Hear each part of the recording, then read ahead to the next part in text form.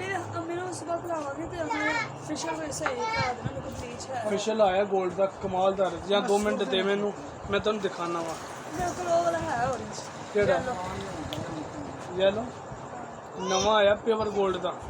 मैं वैसे आम चाहिए शाशे वगैरह ਸ਼ਾਸ਼ੇ ਚ ਕੀ ਲਾਣਾ ਜੇ ਕੋਈ ਲਾਵੇਂ ਦੇ ਪਤਾ ਲਾ ਕੋਈ ਪਤਾ ਲੱਗੇ ਰਿਜ਼ਲਟ ਦੀ ਗਾਰੰਟੀ ਔਰ ਮਹਿੰਗਾ ਵੀ ਹੈਗਾ 2500 ਰੁਪਏ ਸੈੱਟ ਸਾਰਾ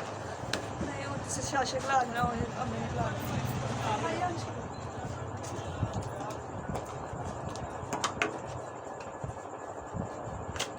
ਇਹਨਾਂ ਨੇ ਬੜੇ ਗਾਹਕ ਲਵਾਏ ਨੇ ਮੇਰੇ ਬੇਸ਼ੁਮਾਰ ਜਾਮਣ ਤੋਂ ਲੈ ਕੇ ਕੀ ਸ਼ਰਕਪੁਰ ਤੱਕ ਇਹਨਾਂ ਦੇ ਮਤਲਬ ਰਿਸ਼ਤੇਦਾਰ ਨੇ ਸਾਰੇ ਮੇਰੇ ਕੋਲ ਲੈ ਕੇ ਗਏ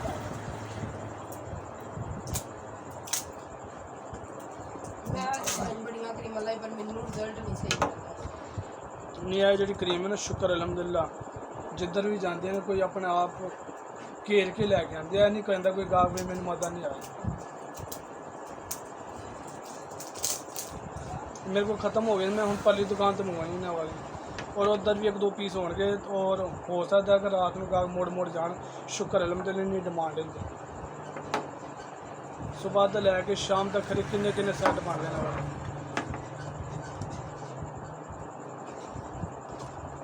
गल भला की है गाहक नूं चाहिए रिजल्ट और फिर इनका नुकसान कोई नहीं है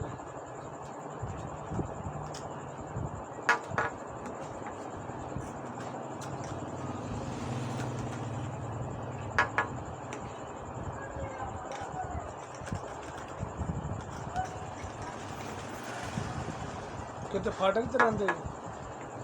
आज चुंगी दी गाज अच्छा तो ये वाली कि उधर वाली 에어ਪੋਰਟ ਪਾਸੇ अच्छा ਸਕਰੀਨ ਟਾਈਮ ਦੇ सही इधर तो एक मुंडे ਦੇ ਨਾਲ ਵੀ ਤਾਂ ਆਇਆ ਸੀ ਮੇਰੇ ਕੋਲ ਆਹੋ ਪਹਿਲੀ ਦੁਕਾਨ। ਬਾਬੇ ਕੋ ਆਇਆ ਹੈ ਮੈਂ ਇੱਧਰ ਪਹਿਲੇ ਉਧਰ ਹੀ ਆਇਆ ਦੁਕਾਨ ਤੇ ਤੁਹਾਨੂੰ ਵੇਖਿਆ ਨਾ ਜਦੋਂ ਭਾਂ ਸੀਰਪ ਲੈ ਕੇ ਗਏ ਸੀ ਯਾਰ ਅੱਛਾ ਆਇਆ ਅੱਛਾ ਖਾਲੀ ਦਾ ਉਹ ਲੈ ਗਿਆ ਸੀ ਹਾਂਜੀ ਸੀਰਪ ਸਹੀ ਇੱਕ ਮੁੰਡਾ ਵੀ ਆਇਆ ਸੀ ਤੇਰੇ ਨਾਲ ਮੈਂ ਉਹਨੇ ਤੈਨੂੰ ਦੁਕਾਨ ਦਿਖਾਈ ਸੀ ਦੁਕਾਨ ਤੁਹਾਡੀ ਬੜੇ ਚਿਰ ਦੀ ਵੇਖੀ ਆ ਅੱਛਾ ਅੱਛਾ ਪਰ ਵਾਕਫ ਨਹੀਂ ਹੈ ਤੁਹਾਡੇ ਸਹੀ ਮੈਂ ਤਾਂ ਉਰਲੇ ਸਾਈਡ ਤੇ ਹੈ ਇੱਕ ਬੰਦਾ ਆ ਉਹਨੇ ਸਾਹਮਣੇ ਪਾਲਰੀਆ ਪਾਇਆ ਉਹਦਾ ਬਹੁਤਾ ਵਾਕਫ ਹੈ ਮੈਂ ਅੱਛਾ ਅੱਛਾ ਉਹਦਾ ਉਹਦੇ ਕੋਈ ਚੀਜ਼ਾਂ ਚੂਜ਼ਾਂ ਲੈ ਕੇ ਜਾਈਦੀ ਸੀ ਸਹੀ ਬਾਅਦ ਜਿਹਨੂੰ ਰੱਬ ਇੱਜ਼ਤ ਦੇਵੇ ਅੱਲਾਹ ਪਾਕ ਬਸ ਹੀ ਨਾ ਮੈਂ ਨਾ ਆਪਣਾ ਜ਼ਿੰਦਗੀ 'ਚ ਇੱਕ ਤਜਰਬਾ ਕੱਢਿਆ ਜੇ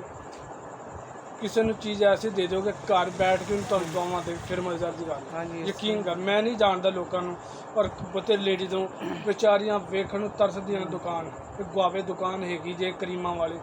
ਮਸਲ ਇੰਨੀ ਮਸ਼ਹੂਰੀ ਅੱਲਾਹ ਪਾਕ ਨੇ ਕੀਤੀ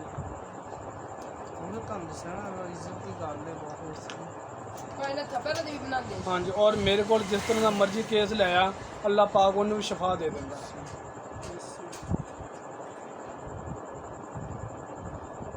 ਬਸ ਤੀਰ ਤੁੱਕਾ ਲੱਗ ਜਾਂਦਾ ਸਿੱਧੀ ਗੱਲ ਹੈ। ਹਾਂ। ਜਿਹੜਾ ਕੋਈ ਗਾਹਕ ਆਂਦਾ ਨਾ ਉਹਦਾ ਮਸਲਾ ਹੱਲ ਹੋ ਜਾਂਦਾ ਤੇ ਉਹ 10 ਗਾਹਕਾਂ ਨੂੰ ਦੱਸ ਦਿੰਦਾ ਆ ਤਾਂ ਇਹੋ ਹੀ ਗੱਲ ਹੈ ਨਾ ਹੁਣ ਡਾਕਟਰ ਚੰਗੀ ਦਵਾਈ ਦੇ ਗਿਆ ਤਾਂ ਮੈਂ ਦੱਸਣਾ ਹੀ ਜਾ ਕੇ ਹੈ ਹੀ ਦਵਾਈ ਡਾਕਟਰ ਉਹਨੇ ਸਹੀ ਟਿੱਬੇ ਦਾ ਵਿਚਾਰਾ ਮੁੰਡਾ ਸੀ ਉਹਦੇ ਨਾ ਉਹਦੀ ਵਾਲਦਾ ਨਲਕੀ ਲੈਣ ਆਈ ਸੀ ਮੇਰੇ ਕੋਲ ਅੱਛਾ ਜੀ, ਤੇ ਉਸ ਮੁੰਡੇ ਦੇ ਇਸ ਤਰ੍ਹਾਂ ਜਿਵੇਂ ਬਿੱਲੀ ਨੇ ਖਰੋਂਡੇ ਨਹੀਂ ਮਾਰੇ ਹੁੰਦੇ ਐ ਕਾਲੇ ਸ਼ਾਹ ਅੱਛਾ ਹਾਲਾਂਕਿ ਉਹਦਾ ਪਿਓ ਡਾਕਟਰ ਹੈ ਅੱਛਾ ਅੱਛਾ ਉਹ ਕਹਿੰਦਾ ਜੇ ਅਸੀਂ 20-25 ਹਜ਼ਾਰ ਰੁਪਏ ਲਾਤਾ ਜੇ ਉਹ ਮੁੰਡੇ ਦੇ ਉੱਤੇ ਇੰਨੇ ਦਵਾਈਆਂ ਟੀਕੇ ਲਵਾ ਲਏ ਲੇਕਿਨ 1 ਰੁਪਏ ਦਾ ਫਰਕ ਨਹੀਂ ਪਿਆ ਯਕੀਨ ਕਰੀ 2 ਸੀਰਮ ਲੱਗੇ ਜਿਹੜੇ ਮੈਂ ਤੁਹਾਨੂੰ ਦਿੱਤੇ ਨਹੀਂ ਸੀ ਉਹ 2 ਸੀਰਮਾਂ 'ਤੇ ਉਹਦਾ ਉਸ ਮੁੰਡੇ ਦਾ ਰੰਗ ਨਿਸ਼ਾਨ ਨਹੀਂ ਰਿਹਾ ਤੇ ਹੁਣ ਉਹ ਜਿੱਦਾਂ ਆਈ ਨਾ ਉਹ ਬਾਜੀ ਮੈਨੂੰ ਕਹਿੰਦੇ ਨੇ ਕਿ ਭਾਣਾ ਕਰਮ ਯਕੀਨ ਕਰ ਮੈਂ ਘਰ ਬੈਠ ਕੇ ਇੰਨੀਆਂ ਦੁਆਵਾਂ ਤੈਨੂੰ ਦਿੱਤੀਆਂ ਇੰਨੀ ਦੁਆਵਾਂ ਦਿੱਤੀਆਂ ਕਿ ਸੋਚ ਵੀ ਨਹੀਂ ਸਕਦਾ ਕਿ ਮੇਰਾ ਮੁੰਡਾ ਜਿਹੜਾ ਨਾ ਇੰਨਾ ਸ਼ਰਮਿੰਦਾ ਹੁੰਦਾ ਸੀ ਕਲਾਸ ਦੇ ਵਿੱਚ ਤੇ ਇਸ ਤਰ੍ਹਾਂ ਸਾਫ ਸੁਥਰਾ ਹੋ ਜਾਂਦਾ ਤੇ ਭਾਈ ਯਾਰ ਦੇਖੋ ਇਹਨਾਂ ਦੇ ਵੀ ਆ ਜਿਹੜੀਆਂ ਨੇ ਇਹ ਲਵਾ ਕਰੀਮ ਇਹੋ ਹੀ ਇਸ ਤਰ੍ਹਾਂ ਹੋ ਜਾਏਗਾ ਨੀਟ ਸਾਡਾ ਬਹੁਤਾ ਮਿੱਟੀ ਘੱਟੇ ਦਾ ਕੰਮ ਹੈ ਨਾ ਕੀ ਕਰਦਾ ਇਸ ਤੋਂ ਨਹੀਂ ਕਰਦਾ ਕੀ ਕਰਦਾ ਮੈਂ ਭਰਾਈਆਂ ਦਾ ਕੰਮ ਕਸੋ ਦੀ ਕਿੰਨੇ ਦੀ ਆ ਰਹੀ ਟਰਾਲੀ ਆ ਰਹੀ ਕੋਈ ਪਤਾ ਨਹੀਂ ਭਾਈ ਆਪਾਂ ਦਾ ਜਿਹੜੇ ਭਰਾਈ ਨਹੀਂ ਕਰਦੇ ਲੈਂਟਰ ਦੀ ਹਾਂ ਮਜ਼ਦੂਰੀ ਇਹ ਕਰੀਦੀ ਆ ਅੱਛਾ ਅੱਛਾ ਇਹ ਪਤਾ ਸ਼ਾਮ ਨੂੰ ਮਿਲਣੀ ਆ 1500 ਰੁਪਏ ਦਿਹਾੜੀ ਇਹ ਪਤਾ ਹੀ ਆ ਬਸ